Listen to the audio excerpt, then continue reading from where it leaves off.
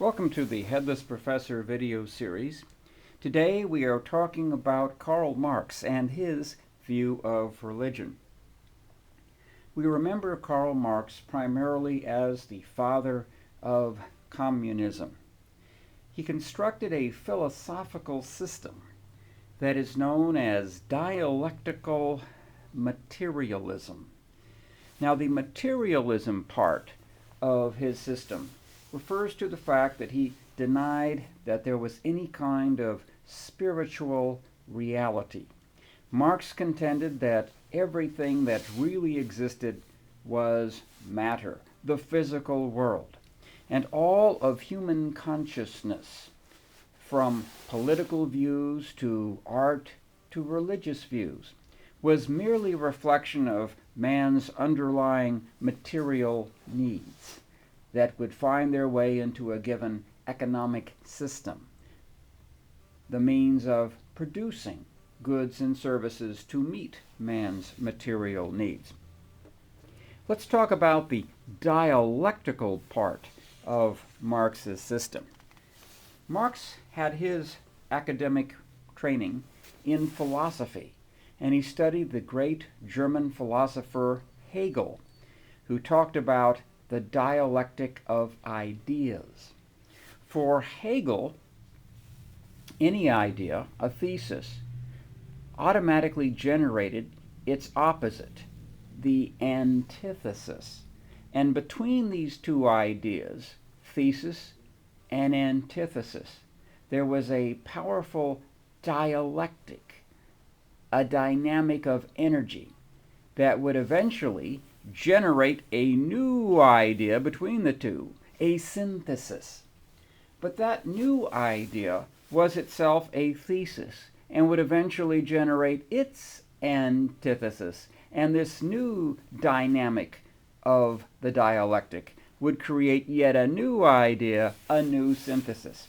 And this process would fuel the force of history and keep things going until a perfect system of ideas was created. So that's the dialectic.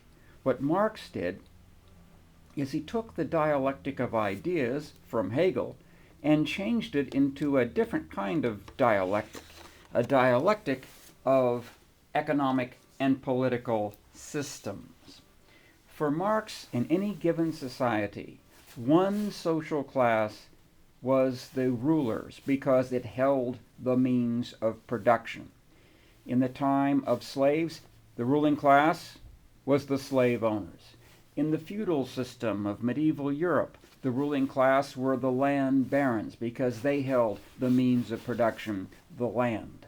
In modern capitalism, the ruling class would be the capitalists, those who own the financial institutions and the factories. Within any given society in which one class owns the means of production, there's also going to be an exploited class. In the ancient Roman times, the exploited class would be the slaves. In medieval Europe, under the feudal system, the exploited class would be the peasantry. In modern society, the exploited class would be the working class, what Marx called the proletariat. Now, in every social society where there is a ruling class and an exploited class, there will be a dynamic, a kind of dialectic of struggle between these two classes.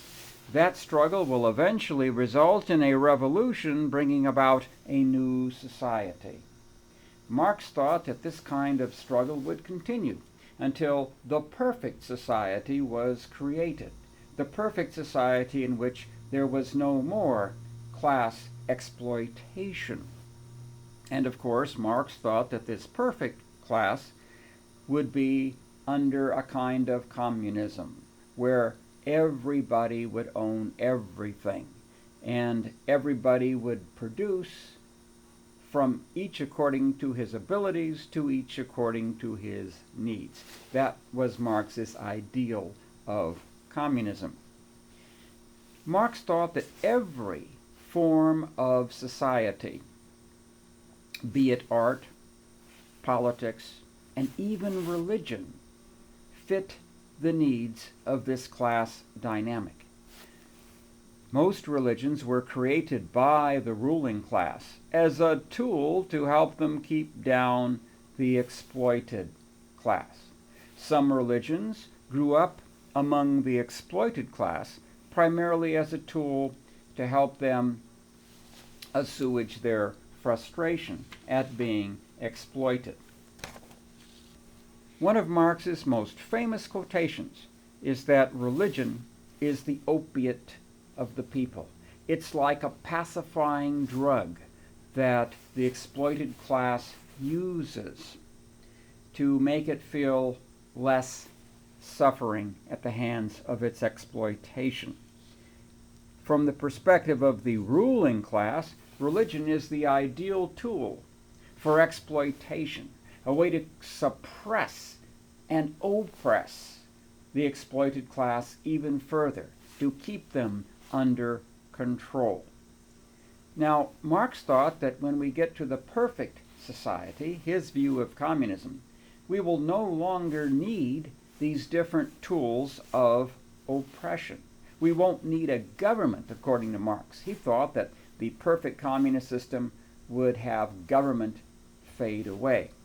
He also thought that religion would fade away, that it too would no longer be necessary. Now, we see that Marx's prediction about communism didn't work out in the real world.